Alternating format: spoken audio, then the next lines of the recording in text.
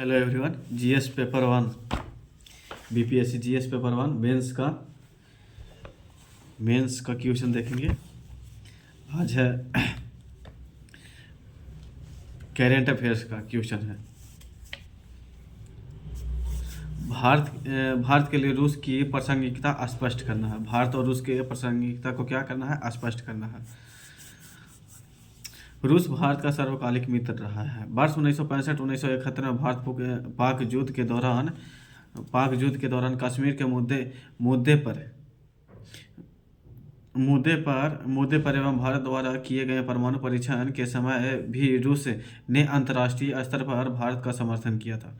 वर्ष 2024 में भारत एवं रूस के बीच वार्षिक बैठक आयोजित हुई। भारत और रूस के संबंधों के पिछले कुछ वर्षों में बदलाव देखा गया। हालांकि यह बदलाव संयुक्त राज्य अमेरिका के साथ भारत के बढ़ते संबंधों विशेषकर सैन्य संबंधों के कारण है। यही कारण है कि रूस का झुकाव पाकिस्तान और चीन की ओर बढ़ता जा रहा है, जो सामरिक और आर्थिक राजनीतिक दृष्टिकोण से भारत के लिए गंभीर विषय है। भारत के लिए रूस की प्रासंगिकता को निम्न बिंदुओं के द्वारा समझा जा सकता है। रूस आज भी भारत के सैन्य उपकरणों का सबसे बड़ा आपूर्तिकर्ता है। पॉइंट नंबर दूसरा, अफगानिस्तान से नाटो और अमेरिकी सेना की वापसी के बाद बेहतर भागीदारी सुनिश्चित करने के लिए रूस भारत का एक महत्वपूर्ण सहयोगी साबित हो सकता है। पॉइंट नंबर तीसरा, रूस की मदद से भारत अपनी ऊर्जा की प्रचुर आवश्यकताओं को लागत प्रभावी मूल्यों पर पूरा कर सकता है। क्वेश्चन नंबर 4, भारत को रूस से अंतरिक्ष सहित भविष्य की विविध प्रौद्योगिकी में सहयोगी की आवश्यकता है। पॉइंट नंबर 5, संयुक्त राष्ट्र सुरक्षा परिषद के अस्थायी सदस्यों के लिए भारत को रूस के समर्थन की आवश्यकता है। पॉइंट नंबर 6, भारतीय उद्योगों और फार्मास्यूटिकल विनिर्माण वस्तुएं, डेयरी उत्पाद, मांस आदि के लिए रूस प्रमुख बाजार हो सकता है। पॉइंट नंबर 7, भू राजनीतिक रूप से भारत के क्षेत्रीय हितों चीन और पाकिस्तान की योजनाओं के संदर्भ में रूस शक्ति संतुलनकारी भूमिका निभा सकती है। पॉइंट नंबर 8, अंतर्राष्ट्रीय उत्तर दक्षिण गलियारे के विकास और मध्य एशिया के देशों में व्यापारिक संबंधों को बढ़ाने में भी रूस भारत की मदद कर सकता है। पॉइंट नंबर 8, भारत और रूस के संबंध बहुध्रुवीय विश्व के रूप में सपने को पूरा करने के लिए अति आवश्यक है। इस प्रकार भारत के लिए रूस जितना कल प्रासंगिक उतना ही आज है। बस जरूरत है कि इस मित्रता में नए आयाम गढ़ने की तरीका दोनों देश अपने हितों की रक्षा के साथ साथ विश्व की शक्ति के रूप में उभरें। भारत और चीन के मध्य विवाद के प्रमुख विषयों का पहचान करें। भारत और चीन के बीच क्या क्या विवाद है? चीन इस भारत का एक महत्वपूर्ण पड़ोसी देश है। दोनों देशों के संबंध अति प्राचीन एवं मधुर रहे हैं। वर्ष 1962 में चीन द्वारा भारत पर किए गए आक्रमण के पश्चात दोनों देशों के बीच संबंध तनावपूर्ण होते गए। वर्ष 2020 में भारत एवं चीन के बीच लद्दाख की सीमा पर गलवान घाटी के निकट झड़प हुई।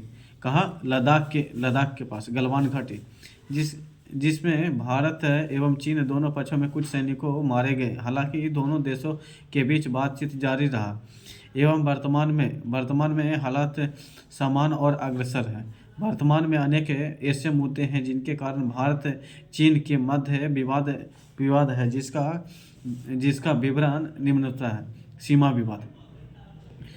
पॉइंट नंबर 1, भारत और चीन के मध्य लगभग 3488 किलोमीटर लंबी सीमा इस सीमा के अभी तक स्पष्ट रूप से निर्धारित न होने के कारण भारत को सीमा पर घुसपैठ, अतिक्रमण जैसी समस्याओं का सामना करना पड़ता है, जैसे पैंगोंग त्सो और मेमोरी झील का विवाद 2019 में।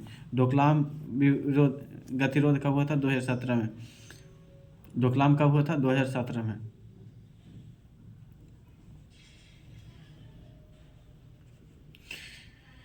पॉइंट नंबर दूसरा, Arunachal Pradesh or staple visa.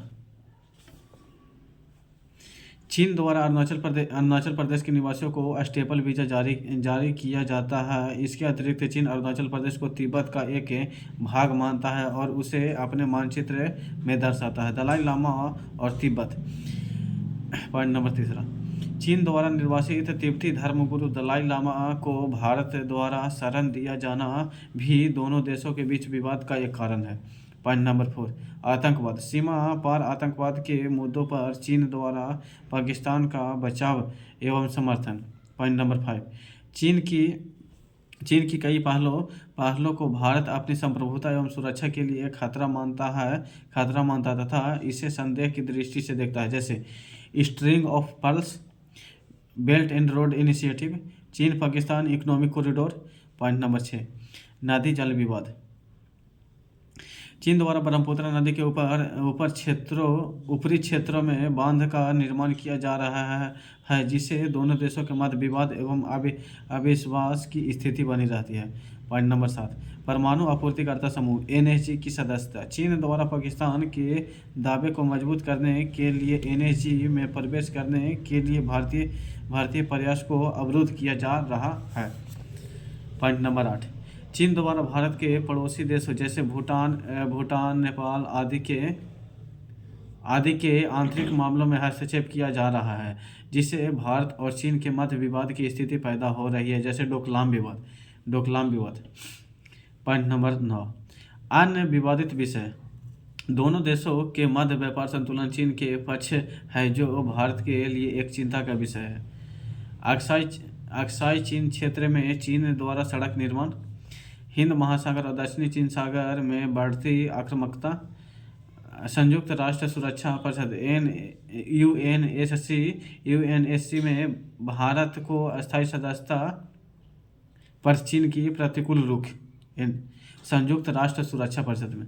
उपरोक्त विवादित विषयों पर दोनों देशों को परस्पर वार्ता एवं कूटनीतिक सूझबूझ के समाधान करना चाहिए, ताकि विश्व पटल पर दोनों उभरती अर्थव्यवस्था सहयोगी की भूमिका में काम कर सके और एशिया एवं संपूर्ण विश्व में शांति एवं खुशहाली सुनिश्चित की जा सके। क्वेश्चन नंबर 3 आप देखेंगे। भले ही डोकलाम विवाद चीन भूटान के मध्य था, तथापि उसके भारतीय निष्ठुरता भी कम नहीं थे। स्पष्टीकरण कीजिए। डोकलाम चीन और भूटान के बीच एक विवादित क्षेत्र है। यह ट्राई जंक्शन है जहां भारत, चीन और भूटान की सीमा मिलती है। जून 2017 में जब चीन ने यहाँ सड़क निर्माण का काम शुरू किया तो भारतीय सैनिकों ने उसे रोक दिया है। यहीं से दोनों पक्षों के बीच डोकलाम विवाद शुरू हो गया। 73 दिनों के गतिरोध के बाद इस विवाद का शांतिपूर्ण समाधान कर दिया गया। यह विवाद न केवल चीन भूटान के मध्य था, अपितु भारत के लिए भी इसके अनेक गूढ़ निहितार्थ थे, जो निम्न है। विश्लेषकों का मानना है कि चुंबी घाटी के मध्य एक नई सड़क का निर्माण चिकन नेक सिलीगुड़ी गलियारे को भारत के शेष हिस्सों को उत्तर पूर्व से जोड़ता है के बेहद खतरनाक होता है। पॉइंट नंबर 2 देखेंगे। यह चीन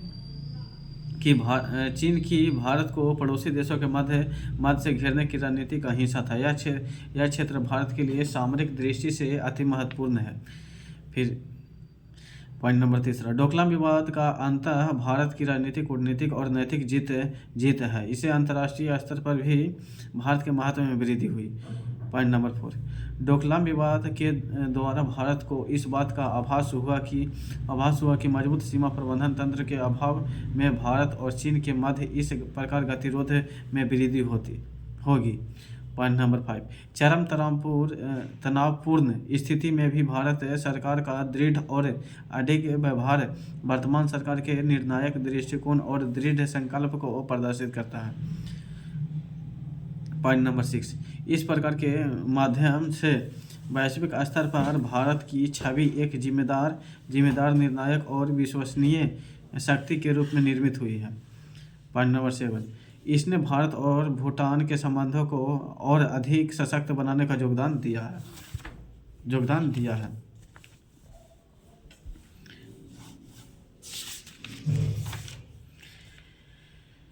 इसने भारत के पड़ोसी देशों को सकारात्मक संदेश प्राप्त हुआ तथा भारतीय क्षमताओं के प्रति उन्हें आश्वस्त किया जा सकता है। इस प्रकार डोकलाम विवाद में भारत ने न केवल दक्षिण एशियाई देशों में चीन की बढ़ती आक्रामकता को रोकने में सफल प्राप्त किया, बल्कि यह संदेश भी दिया कि अंतर्राष्ट्रीय सीमा विवादों को केवल निरंतर वार्ता के माध्यम से ही हल किया जा सकता है। क्वेश्चन नंबर 4, भारत और चीन परस्पर सहयोगी भी हैं और संघर्षशील भी है। क्या आप इस कथन से सहमत हैं? उदाहरण सहित विवरण दीजिए।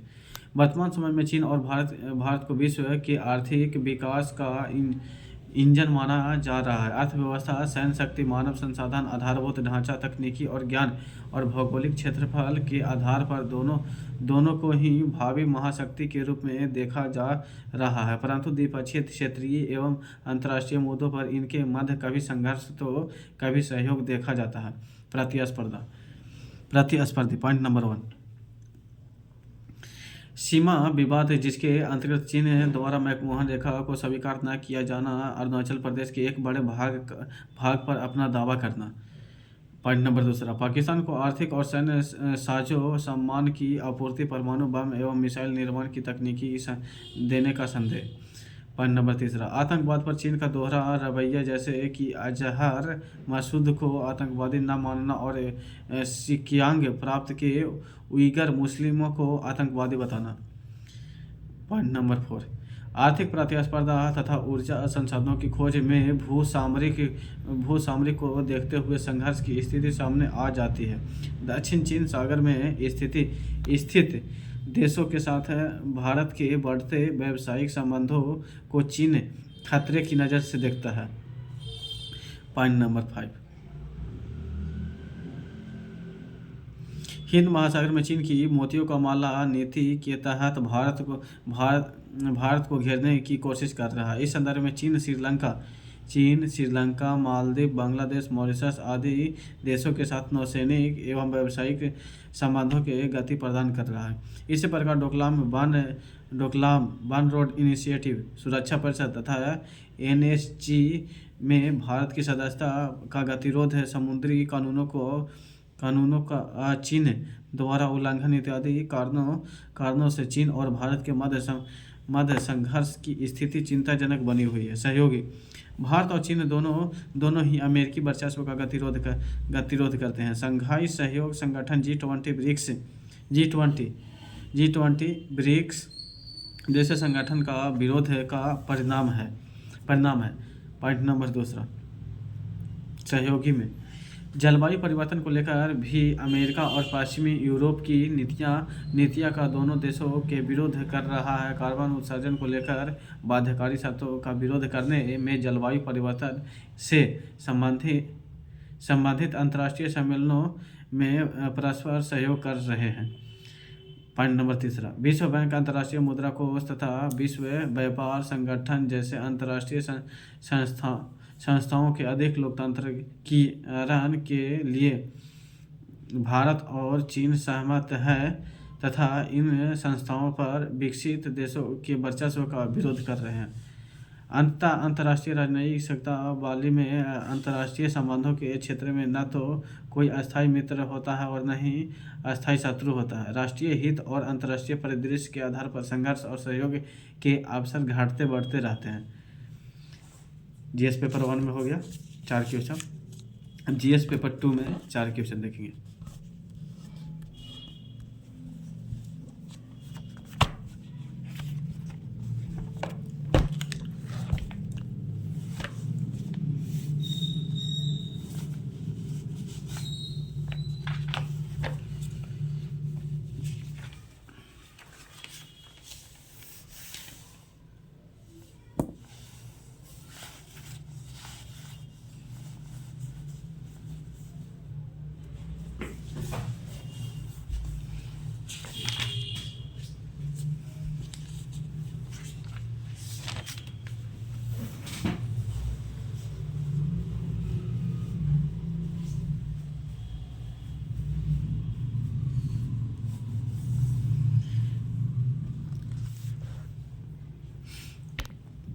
GS paper 2। बिहार के पिछले दशकों में अपनी राजनीतिक सांस्कृतिक सुधार देखा है। उदाहरण दीजिए। पिछले दशकों में बिहार की राजनीतिक संस्कृति में सुधार। बिहार जो भारत के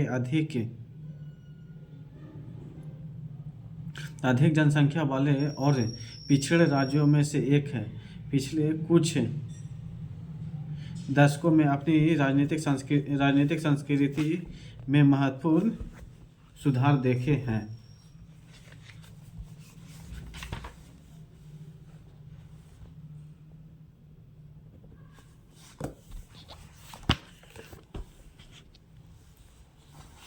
सुधार देखें। ये परिवर्तन विभिन्न कारणों से हुए हैं, जिनमें सामाजिक आंदोलन, नेतृत्व में बदलाव और हाशिए पर रह रहे समूहों की राजनीतिक भागीदारी में वृद्धि शामिल है। बिहार में राजनीतिक संस्कृति का विकास राज्य के लोकतांत्रिक प्रक्रियाओं में बढ़ती जागरूकता और भागीदारी को दर्शाता है।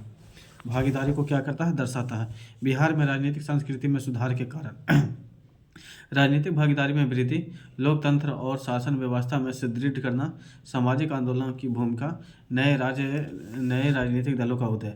राजनीतिक भागीदारी में वृद्धि। पिछले दशक में बिहार की राजनीतिक भागीदारी में वृद्धि देखी गई है। विशेष रूप में हाशिए पर रह रहे समुदायों के बीच से वंचित वर्गों तथा पिछड़े वर्गों और महिलाओं का राजनीतिक में बढ़ता हुआ प्रभाव में राजनीतिक परिदृश्य के बदलते हुए महत्वपूर्ण भूमिका निभा रही है। इसने ऐतिहासिक रूप से उपेक्षित वर्गों को सशक्त बनाने का कार्य किया है और अब इन वर्गों से नेता राज्य और राष्ट्रीय राजनीतिक में महत्वपूर्ण भूमिका निभा रहे हैं। उदाहरण के लिए क्या उदाहरण देखेंगे? बिहार पंचायती राज अधिनियम 2006 ने ग्रामीण स्थानीय निकायों चुनावों को महिलाओं के लिए 50% आरक्षण सुनिश्चित किया, जिसके परिणामस्वरूप महिला राजनीतिक प्रतिनिधित्व में महत्वपूर्ण वृद्धि हुई है। लोकतंत्र और शासन व्यवस्था को सुदृढ़ करना। बिहार में चुनावी पारदर्शिता और लोकतांत्रिक प्रक्रिया के संदर्भ में प्रगति हुई है। राज्य की चुनावी प्रणाली अब अधिक मजबूत हुई है। नीतीश कुमार के नेतृत्व में वंशवादी राजनीतिक में अधिक के मुद्दा आधारित राजनीति की ओर देखने और बदलाव में स्थिरता और नीति केंद्रित दृष्टिकोण को बढ़ावा दिया गया है। विकास केंद्रित नेतृत्व का उदय। पिछले दशक में बिहार के नेतृत्व अधिक विकास उन्मुख हुआ है। नीतीश कुमार का सुशासन, बुनियादी ढांचे का विकास, शिक्षा और स्वास्थ्य पर ध्यान केंद्रित करना एक महत्वपूर्ण परिवर्तन है। उनकी सरकार ने भ्रष्टाचार को रोकने और कानून व्यवस्था को सुधारने के प्रयासों से राजनीतिक संस्कृति को मजबूत किया और लोगों का विश्वास बहाल किया। विश्वास बहाल किया। उदाहरण में जैसे देखें, जल जीवन हरियाली लाया। कार्यक्रम और ग्रामीण बुनियादी ढांचे और सार्वजनिक सेवाओं को बेहतर बनाने के लिए अन्य विकास योजनाओं ने सार्वजनिक अपेक्षाओं को बढ़ाया और राजनीतिक में अधिक भागीदारी को बढ़ा दिया। नए राजनीतिक दलों का उदय। बिहार में राजनीतिक परिदृश्य से नए राजनीतिक दलों का उदय हुआ, जिसने राज्य की राजनीतिक संस्कृति में विविधता को बढ़ाया। क्षेत्रीय दलों के बढ़ते प्रभाव पर प्रतिस्पर्धात्मक राजनीतिक माहौल तैयार किया है, जिसे बेहतर शासन और नीति निर्माण पर चर्चा को बढ़ावा मिला है। सामाजिक आंदोलन की भूमिका। जाति, भूमि अधिकार और शिक्षा जैसे मुद्दों पर केंद्रित सामाजिक आंदोलनों ने बिहार की राजनीतिक संस्कृति को मजबूती दी है, जिससे जागरूकता बढ़ी और हाशिए पर रह रहे वर्गों के लिए एक मंच तैयार हुआ। पिछले कुछ दशकों में बिहार की राजनीतिक संस्कृति और महत्वपूर्ण बदलाव आए हैं। राज्य की बढ़ती राजनीतिक भागीदारी, नेतृत्व में बदलाव, विकास पर ध्यान और सामाजिक जागरूकता ने सकारात्मक परिवर्तनों के योगदान है। हालांकि शासन, भ्रष्टाचार और राजनीतिक हिंसा से संबंधित चुनौतियां अभी भी बनी हुई है, लेकिन हाल ही के वर्षों में बिहार की प्रगति इसके विकसित होते राजनीतिक परिदृश्य का प्रमाण है। क्वेश्चन नंबर 2 देखेंगे। जातीय जनगणना किस प्रकार बिहार की राजनीति को प्रभावित करेगा, इसका वर्णन कीजिए। बिहार सरकार 2 अक्टूबर 2023 की जातिगत जनगणना के आंकड़े जारी करने के बाद राज्य की राजनीतिक परिदृश्य में महत्वपूर्ण बदलाव देखे जा रहे हैं। इस सर्वेक्षण के अनुसार अन्य पिछड़े वर्ग ओबीसी और अत्यंत पिछड़े वर्ग ईबीसी की जनसंख्या 63% से अधिक है। ओबीसी ईबीसी मिला के 63% से अधिक है, जो राजनीतिक दलों का राजनीतिक आरक्षण नीति और सामाजिक आर्थिक योजनाओं को प्रभावित कर सकती है। जातिगत जनगणना से प्राप्त आंकड़ों ने राजनीतिक विमर्श, चुनावी रणनीतियों, आरक्षण नीति और सामाजिक न्याय से संबंधित मुद्दों को केंद्र में ला दिया है।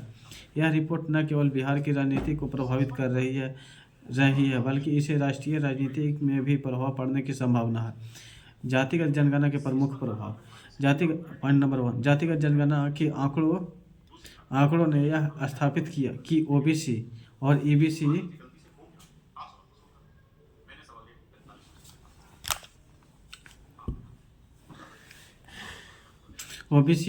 आबादी के बड़े हिस्से हैं, जिसे आरक्षण की नीति के बदलाव मांग तेज हो रही है। सरकार ने इस डेटा के आधार पर आरक्षण की सीमा को 50% से बढ़ाकर 65% करने का विधेयक पारित किया। पॉइंट नंबर 2, जातिगत जनगणना के आंकड़ों के आधार पर बिहार में अन्य पिछड़ा वर्ग ओबीसी और दलित समूहों के लिए आरक्षण सीमा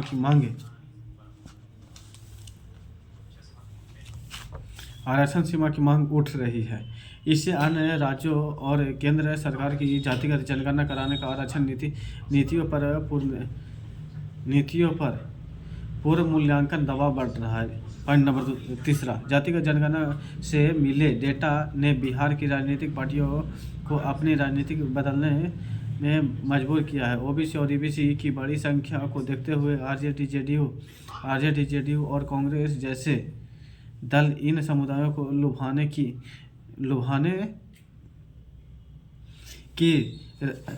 रणनीति अपना रहे हैं। बीजेपी भी सामाजिक न्याय और विकास की योजनाओं के जरिए इन वर्गों को साधने की कोशिश कर रहा है। पॉइंट नंबर 4, इससे बिहार की परंपराओं जातिगत राजनीति और मजबूत होगी, क्योंकि सभी दल नए सामाजिक समीकरण को ध्यान में रखते हुए अपने चुनावी एजेंडा तैयार करेंगे। महादलित, अनुसूचित जाति और अल्पसंख्यक वर्गों के लिए भी नई योजना बनाई जाएगी। पॉइंट नंबर 5, कुछ राजनीतिक दलों ने जातिगत जनगणना के आंकड़ों को लेकर संदेह व्यक्त किए हैं। चिराग पासवान सहित अन्य नेताओं ने आरोप लगाया कि कुछ जातियों की संख्या को बढ़ा चढ़ाकर प्रस्तुत किया गया है। पॉइंट नंबर 6, कुछ वर्गों का मानना है कि यह जनगणना राजनीतिक लाभ के लिए तैयार की गई है। इसके वास्तविक प्रभाव पर पुनर्विचार किया जाना चाहिए। जातिगत जनगणना का सटीकता और निष्पक्षता को भी बनाए रखने के लिए निष्पक्ष समिति या न्यायिक जांच की मांग उठ रही है। बिहार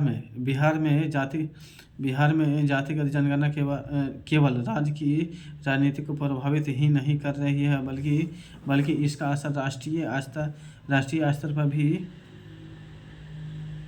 दिखाई दे रहा है। यह आरक्षण नीति सामाजिक न्याय और राजनीतिक गठबंधन के नए समीकरण बना रही है, जहां एक और सामाजिक असमानताओं को दूर करने और नीति निर्माण में सहायक हो सकती है। वहीं दूसरी ओर जातिगत ध्रुवीकरण और राजनीतिक लाभ के लिए इसका दुरुपयोग की आशंका बनी हुई है।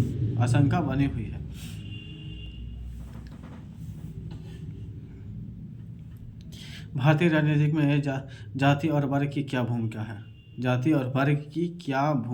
है? भारत में प्राचीन काल से ही जाति और वर्ग का राजनीतिक में अटूट से संबंध है। वस्तुतः हमारी सामाजिक व्यवस्था ही जाति और वर्ग पर आधारित है और राजनीति का विकास समाज से ही होता है। स्वतंत्रता के पश्चात भारतीय समाज में परंपराओं तथा आधुनिकता का समन्वय हुआ है और परंपरावादी भारतीय समाज में आधुनिक राजनीतिक संस्थाओं की स्थापना भारतीय राजनीति की प्रमुख विशेषता बनकर उभरी। इसके फलस्वरूप भारतीय राजनीति का आधुनिक स्वरूप विकसित हुआ। अतः यह संभावना व्यक्त की जाने लगी कि देश लोकतांत्रिक व्यवस्था स्थापित होने पर होने पर भारत में जातिवाद समाप्त हो जाएगा, किंतु यह धारणा निर्मूल साबित हुआ और जातिवाद ने राजनीति को महत्वपूर्ण भूमिका निभाने के साथ साथ राजनीति की दिशा में परिवर्तित कर दिया। भारत में जातिवाद का प्रभाव राजनीतिक दलों, निर्वाचनों और राजनीतिक लाभों के वितरण में समान रूप से दृष्टिगत है। भारतीय राष्ट्रीय कांग्रेस और भाजपा जैसे बड़े दलों सहित सभी राजनीतिक दलों में जाति के आधार पर अनेक गुट हैं और उनके गुटों को आंतरिक प्रतिस्पर्धा भी है। राजनीतिक में जातिवाद का प्रत्यक्ष से प्रभाव आम चुनावों के समय परिलक्षित होता है। विभिन्न राजनीतिक दल प्रतिनिधित्व का चयन करते समय उनकी योग्यता और कार्यक्षमता से अधिक उन क्षेत्रों में विभिन्न जातियों के मतदाताओं की संख्या पर बल देते हैं। चूँकि यह कहावत है कि जैसी जनता होती है वैसे नेता चुनती है, तो जनप्रतिनिधित्व इस बात को बखूबी समझते हुए आम जनमानस में गहराई से पैठ बना चुकी जातिगत चेतना का बहुधा इस्तेमाल करते हैं। इसका सकारात्मक पहलू यह है कि जातिवादी राजनीतिक ने निम्न एवं पिछड़ी जातियों में राजनीतिक चेतना का विस्तार किया। यह राजनीतिक चेतना की ही देन है। इन जातियों में स्वयं के अधिकार के प्रति जागरूकता आई और अपने सामाजिक एवं आर्थिक न्याय को सुनिश्चित करने के लिए इन जातियों ने सरकार पर दबाव बनाया और सरकार ने सामाजिक न्याय के प्रश्न पर विभिन्न योजनाओं एवं नौकरियों को आरक्षण जैसे व्यवस्था से जोड़ दिया। पिछड़ी एवं दलित जातियों की सतह में सहभागिता में वृद्धि भी जातिवादी राजनीति की देन है। सार्वभौमिक वयस्क मताधिकार ने इन जातियों को संगठित करने और इनके प्रश्नों को राष्ट्रीय स्तर पर उठाने में महत्वपूर्ण भूमिका निभाई है। वर्तमान में भारत में जातिवादी राजनीति में सबसे महत्वपूर्ण भूमिका उच्च एवं मध्यम वर्गीय नेताओं का दलित एवं पिछड़े नेताओं में गठजोड़ करना, बहुमत प्राप्त करने वाली राष्ट्रीय बड़ी पार्टियों निम्न जातीय नेताओं के प्रति जवाबदेही बन गए हैं। उनकी मांगों एवं हितों का ध्यान में राष्ट्रीय हितों में रखा गया है। इसका फायदा होता है कि स्थानीय स्तर पर जातिवाद नेताओं ने अपनी जाति विशेष के सुविधाओं को प्राप्त हेतु उठाते हैं। चुनावों के समय जातीय समूह प्रस्ताव पारित करके राजनीतिक नेताओं और दलों को जातिगत समर्थन की घोषणा करके अपने हितों को मुखरित करते हैं। प्रोफेसर रजनी कोठारी ने अपनी पुस्तक कास्ट इन इंडिया पॉलिटिक्स में भारतीय राजनीति की जाति की भूमिका विस्तृत विश्लेषण किया है।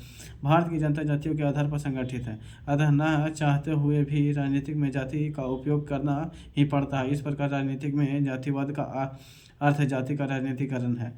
एक और जाति को अपने दायरे में शामिल कर राजनीतिक उसे अपने काम में लाने का प्रयत्न करती है, तो दूसरी ओर राजनीति के माध्यम से जातियों को देश की शासन व्यवस्था में भाग लेने को मौका मिलता है। राजनीतिक दलों को जातिवाद संगठनों के रूप में बना बनाया संगठन मिल जाता है जिससे राजनीतिक संगठनों के लिए राजनीति का रास्ता आसान हो जाता है। दबाव समूह के रूप में जातीय गठजोड़।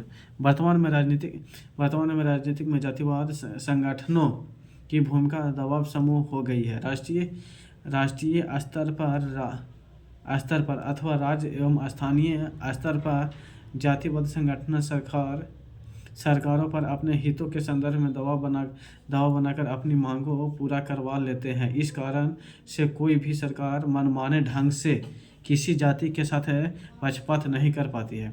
ऐसा होना सभी जातियों के विकास में महत्वपूर्ण भूमिका निभाता है। मेयर के अनुसार जातीय संगठन राजनीतिक महत्व के दबाव समूह के रूप में परिवृत्त। हालांकि अनेक दबाव समूह अपने हितों एवं अस्थायी की पूर्ति के लिए शासन व्यवस्था को प्रभावित करते हैं। यह कभी कभी अपने स्वार्थों के कारण राजनीतिक सौदेबाजी भी करते हैं। भारत में राजनीतिक लोकतंत्र के संदर्भ में जाति वह धुरी है जिसके माध्यम से नवीन मूल्यों और तरीकों की खोज की जा रही है। यथार्थ में यह एक ऐसा माध्यम बन गई है जिसके जरिए से भारतीय समाज को लोकतांत्रिक प्रक्रियाओं से जोड़ा जा सकता है। जातिवाद राजनीति का सार्थक प्रयोग कर पिछड़ी जातियों का विकास सुनिश्चित किया जा सकता है, परंतु समस्या तब आती है जब इसे बहुमत प्राप्त राजनीतिक दल केवल जाति विशेष का ध्यान रखकर प्रस्तावपूर्ण व्यवहार करने लगते हैं। इससे अन्य जातियों का हिंसा सहारा लेने के लिए विवश हो जाती है। इसलिए इस तरह की प्रवृत्ति त्याग कर सभी जातियों और राजनीतिक भागीदारी के प्रदान की जाए, तभी इसका और समुचित संभव होता है। मिली जुली राजनीतिक भारतीय संदर्भ का एक प्रमुख लक्षण हो गई है,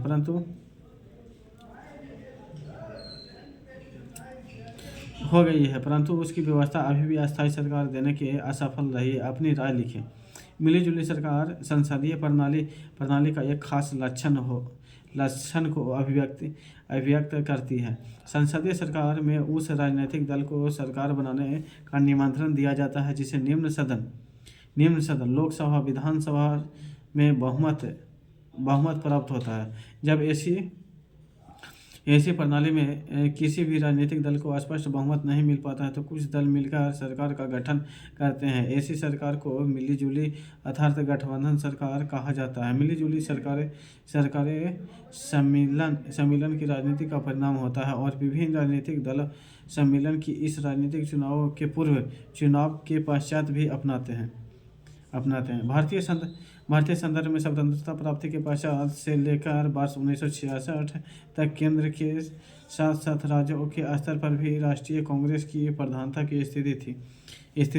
1965 में प्रखर समाजवादी नेता डॉक्टर राम मनोहर लोहिया द्वारा प्रस्तुत गैर कांग्रेसी की अवधारणा के बाद 1967 में 8 राज्यों उत्तर प्रदेश, बिहार, पश्चिम बंगाल, मध्य प्रदेश, उड़ीसा, केरल, हरियाणा और पंजाब में साझा सरकारें बनी। 1971 से 76 के वर्षों और 1980 से 85 के काल केंद्र में सरकार अधिकांश राज्यों के कांग्रेस प्रधानता स्थिति रही है। वर्ष 1988 के बाद केंद्र में एक दल की सरकार प्रायः समाप्त हो गई। उसके बाद देश की राजनीति में मिली जुली गठबंधन सरकार के युग के प्रारंभ हो गया। देश की वर्तमान राजनीतिक स्थितियों एवं व्यवस्थाओं को परिप्रेक्ष्य में गठबंधन की राजनीति सामान्य नियम बन गए हैं। मिली जुली सरकारों की आलोचना एवं परीक्षण। प्राय मिली जुली सरकारों को यह आरोप लगता है कि यह सफल अस्थायी नहीं होता है। राज्य स्तर पर केरल की गठबंधन सरकार, बिहार में राष्ट्रीय जनतांत्रिक मोर्चा के 9 वर्षों का शासन, पश्चिम बंगाल में ज्योति बसु के नेतृत्व में चलने वाली वाम मोर्चा के गठबंधन सरकारों तथा केंद्र के स्तर पर 1991 से 2014 तक के बनने वाली गठबंधन सरकारों की सफलता इस आरोप का निराधार सिद्ध करती है। गठबंधन की नीति आज भी अनिवार्य शर्तें है और इसके पीछे सत्ता साझेदारी की भावना प्रबल होती है। एक प्रसिद्ध विद्वान ने कहा कि समकालीन राजनीति में गठबंधन की राजनीति के अस्तित्व को नकारा नहीं जा सकता और मिली जुली सरकारें भारत की संघात्मक शक्तियों के मजबूत होने का प्रमाण है। गठबंधन सरकारें प्रायः तभी विफल हुई जब मात्र सत्ता हिस्सेदारी के स्वार्थ बेमेल गठबंधन अस्तित्व में आए हैं। यदि समान राजनीतिक विचारधारा की पार्टियों किसी साझा न्यूनतम कार्यक्रम के समझौते के तहत गठबंधन सूत्र में बंधी है तो उसे सफलता की गुंजाइश बेशक बहुत अधिक बढ़ जाती है। Thank you, bye bye all of you, जय हिंद।